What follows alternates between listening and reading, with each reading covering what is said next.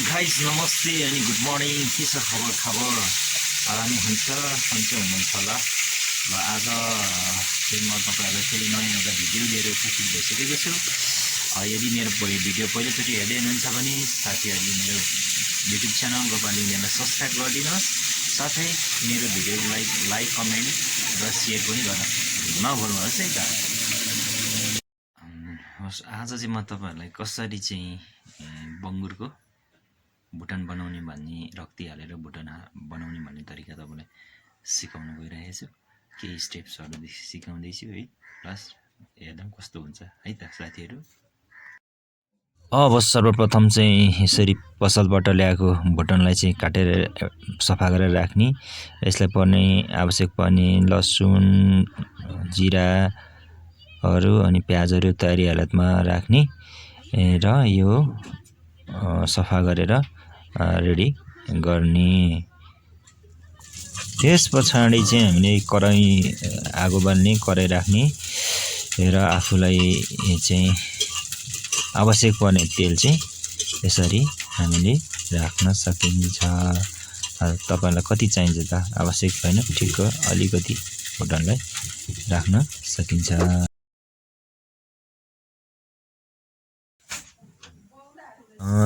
कराईको तेल तातेपछि आफूलाई आवश्यक अनुसार अब मेथी बास्नका लागि, मासुहरूको बास्नको लागि लिने कति चाहिन्छ हो यति, अथवा आवश्यक अनुसारले मेथी हामीले चाहिँ चाहिन्छ हातमा लिने अथवा चम्चीले राख्ने र हामीले चाहिँ यो मेथीलाई चाहिँ हाल्न सकिन्छ। यसरी चट्ट हाल्ने, हालिसकेपछि मेथी पड्किन्छ हैन, पड्किसकेपछि हामीले अलिकति आगोलाई डाउन गर्ने र अनि काटेको प्याजलाई, सफा गरेर राखेको प्याजलाई तेलमा फुराइदिने।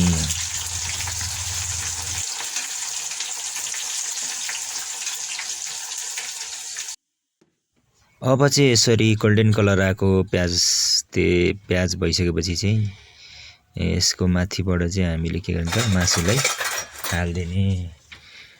मासुलाई सबै ओइराइदिने ताकि सबै मासुहरू चाहिँ त्यो पसोस् कराईमा र एकैचोटि हालिदिने। यसरी सबै हालिसकेपछि चाहिँ हामीले चट्टसँगले यसलाई चाहिँ तेलहरू र मसला प्याजहरू चाहिँ सबै ठाउँमा पुगोस् भनेर चाहिँ मजाले चलाइदिने। त्यसको चाहिँ मजाले चलाउने, हुन्छ मजाले चलाएर चाहिँ यसलाई चाहिँ अब सबैतिर चाहिँ जस तेल प्याजहरू चाहिँ बराबर फिन्जियोस् र बराबर चाहिँ यसको चाहिँ तेल र प्याजहरू चाहिँ पुगोस् भनेर यसै गर्ने। र यसलाई चाहिँ चट्टसँगले मजाले पकाउनको लागि चाहिँ यसलाई चाहिँ एउटा प्लेट अथवा यसलाई कभर हुने के हुन्छ त्यसले चाहिँ मजालेसँग ल्याएर चाहिँ के गर्ने त छोपिदिने। अब तयारी हालतमा राखेको लसुन, अदुवा, धनिया अनि जिराहरूलाई चाहिँ मजाले पिन्ने, यसरी सिलौटोमा पिन्ने। अब तपाईसँग मिक्सचर छ भने मिक्सचरमा, अनि खोर्सानी पनि हाल्ने पिरोको लागि पिन्न सक्नुहुन्छ। यसरी चाहिँ यसलाई बेला बेला खोल्ने र मजाले चलाउने। पानीहरू हुन्छ त्यसभित्रको पानीहरूलाई सुकोस्, अथवा मुनिको मात्रै डढ्न सक्छ। मुनिको माथिको मासुलाई चाहिँ बराबर गरेर तल माथि चलाइदिने, बराबरी चलाउने। आगोको फ्लेमलाई ठिक्क राख्ने, धेरै ठुलो पनि होइन धेरै सानो पनि, ठिक्क मिडियम स्तरमा राख्ने र यसलाई चाहिँ टक्क लागेर छोपेर राख्ने। अब चाहिँ हाम्रो मासु चाहिँ को पानी सुकेर अब तेलको मात्राहरू बाहिर आइरहेछ। यसलाई पनि फेरि पुनः पनि मजाले चलाउने, यसरी नै कराईमा मजाले चलाउने, वरिपरि सबै तलमाथि होस् ताकि हैन राम्ररी पाक्न सकोस्। यसरी चलाउने, मजाले फन्फान्दै चलाउने। आगोको फ्लेमलाई अझै पनि सानो ठुलो नपार्ने, ठिक्क मिडियम साइजमा पकाइने राख्ने। यति गरेपछि हामीले चाहिँ अब साइडमा प्याजहरू, लेदोहरू, मसलाको तपाईँले रेडिमेड अरू पनि नलाउन सक्नुहुन्छ, तर यो चाहिँ अब लसुन र अदुवा चाहिँ लाउनुपर्छ, किनभने यसको बास्ना अलि आउने हुन्छ। त्यसलाई मार्नको लागि हामीले चाहिँ लसुन र प्याज लाउनुपर्छ। र यति गरेपछि के गर्ने त भन्दाखेरि यस्तो बुजुजुजु आइरहेको छ। यो तेलहरू हो, यसको बोसोको तेलहरू आउँछ। यस्तो भइसकेपछि चाहिँ यसमा चाहिँ के गर्नुपर्छ हामीले ट्याक्कै कुनै साइडमा अथवा बिचमा अथवा कुनै साइडमा मसलालाई हालिदिने, हामीले यसरी हालिदिने। अर्को रेडिमेड मसलाहरू पनि हाल्न सक्नुहुन्छ। हामीसँग चाहिँ यही पेस्ट छ, यो पेस्ट भएर यो हाल्ने, जसलाई चाहिँ अब मजाले पाक्न दिने। त्यसलाई चाहिँ 10-15 मिनट जति पाक्न दिने। त्यसमा चाहिँ हामीले पानी पनि हाल्ने ताकि मसला पाकोस् र त्यो मासुले त्यो मसलालाई छोपिदिने। यसरी छोपिसकेपछि यसलाई फेरि पुनः हामीले चाहिँ मजाले सँगले चाहिँ यसलाई पाक्नको लागि चाहिँ हामीले यसलाई प्लेटहरूको युज गरेर पनि हामीले पुनः छोप्न सक्छौँ। यसरी 12देखि 15 मिनटसम्म चाहिँ हामीले पकाइसकेपछि चाहिँ यस्तो मासुले पनि हल्का रातो रातो बङ बङ गर्ने आवाज पनि आउँछ त्यहाँबाट, एक प्रकारको।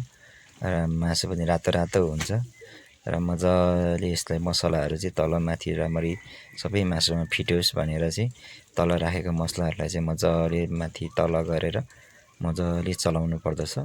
यति बेला मसला पाकिसकेछ, बास्ना अर्कै डङ डङ बङ बङ कस्तो मगमग बास्ना आइसकेछ। काटेको टमाटर हालिदिने र टमाटरलाई चाहिँ हामीले चाहिँ सकभर मुनिपट्टि राखिदिने।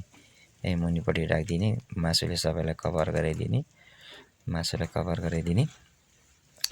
र त्यस पश्चात हामीले चाहिँ बेसार आवश्यक कति लाग्छ त्यसको रङको लागि न, यो त मासुको कलर राम्रो आओस् भनेर हामीले चाहिँ यहाँ माथि बेसारलाई हालिदिने। बेसारलाई हालिदिएपछि सबै बेसार सबै ठाउँमा लागोस् भनेर हामीले चाहिँ टमाटर, बेसार, मसलाहरू सबैलाई मजाले हामीले के गर्ने त यसलाई चलाइदिने, वरिपरि चलाइदिने। आगोको फ्लेमलाई चाहिँ हामीले चाहिँ अलिकति डाउन नै पार्नुपर्छ, किनभने यी मसलाहरू डढ्न सक्छ। र आवश्यक नुन कति चाहिन्छ, आवश्यक 1 चम्चा, आधा चम्चा र थोरै हालेको छु मैले चाहिँ। तपाईँलाई कतिलाई खानुहुन्छ त्यो अनुसार चाहिँ, कति मासु छ त्यसमा भर पर्छ, त्यति लगाइदिने र यसलाई पुनः मिक्स गर्ने, मजाले चलाइदिनुहोस्। यसलाई चाहिँ वरिपरि सबैतिर नुनहरू लागोस् ताकि सबै मासुहरूमा चाहिँ नुनहरू मजाले लागोस् भनेर चाहिँ हामी चलाइदिन सक्छौँ। जिज्ञासा लाग्न सक्छ कति बेला चाहिँ रक्ती लाउने भन्ने कुरा होइन। जब मासु पाकेको हुन्छ अनि यसको मसलाहरू पाकिसकेको हुन्छ, हामीले नुन पनि हालिसक्यौँ, बेसार पनि हालिसक्यौँ र पाक्न लागेपछि चाहिँ अब यसलाई के गर्नु, यसको बिचमा हामीले साइडमा यहाँ रक्ती छ, सो रक्तीलाई चाहिँ हामी कुनै साइडबाट चाहिँ हामी यसलाई चाहिँ स्वाट लगाइदिने। यति केही फरकै पर्दैन है, यो पाक्छ स्वाट रक्ती साइडमा लगाइदिने है। रक्तीलाई साइडमा लगाइदिने, अलिकति पानीले पखाल्ने, टक्क पानीले पखाल्नेपछि त्यो रक्ती पाक्नमा जति पानी चाहिन्छ त्यति चाहिँ पानी पनि हालिदिने,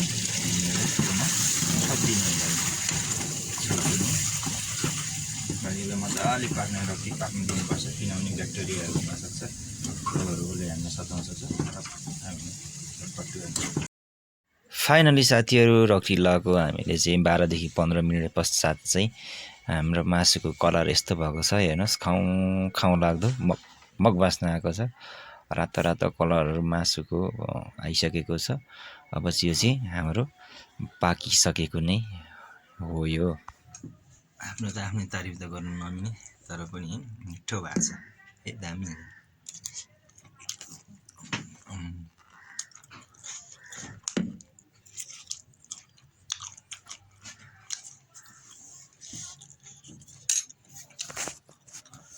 मिठो छ यो, राम्रो भएको छ। यो जाडोको बेलामा अर्को खाँदिनँ म, अर्कोसँग खाँदा चाहिँ अति उत्तम हुन्छ यो।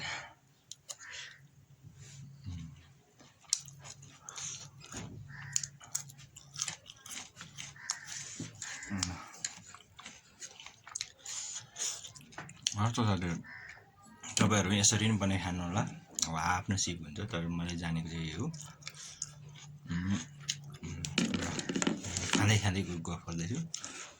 मेरो युट्युब च्यानललाई चाहिँ बढीभन्दा लाइक, कमेन्ट्स, सेयर र सब्सक्राइब गरिदिनु होला।